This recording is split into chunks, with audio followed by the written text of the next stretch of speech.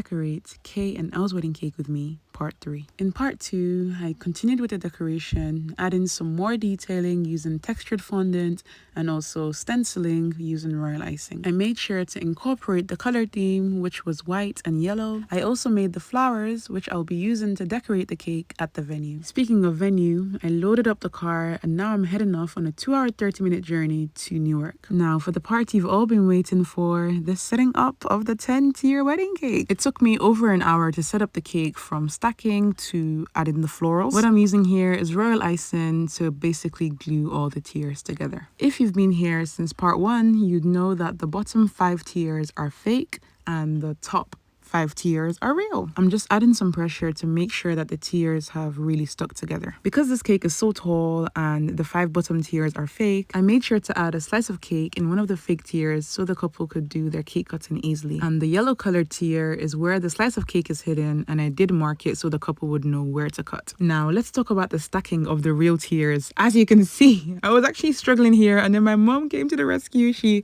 kind of like propped my hand to the right place.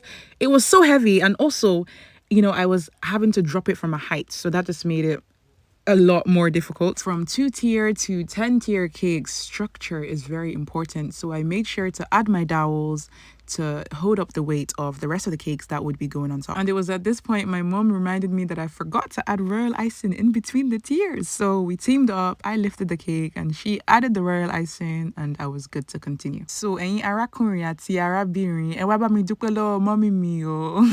but anyways, after adding the 12-inch and the 10-inch, everything else was a lot easier because it wasn't as heavy. So this is the 6-inch going on top. And before I add the final tier, I'm feeding through this long center dowel and I'm hammering it so that it goes through at least the first polystyrene tier. So last but not the least, the 4-inch tier is finally going on top. And at this point, I took a sigh of relief because now the structure was done and completed. Now, the final thing left to do is to add all the handmade gum paste flowers. And shout out once again to my little sister who actually helped me to make these flowers. I had to teach her because of how much of a time crunch I was on, and she actually did very good. I'm so proud of her. Because I had previously mapped out where all the flowers were going to go, I knew exactly where to do the placements, and very quickly everything came together and started to look complete. So here is K and L's 10-tier wedding cake sitting in all of its beautiful glory. Unfortunately, I wasn't able to get good videos and pictures because I had to quickly leave the hall, but the bride did send me this picture of her and her husband cutting the cake. I'll end this video by giving all glory to my Lord and Savior Jesus Christ for the gift that he has bestowed in my hands. With that being said, thanks for watching.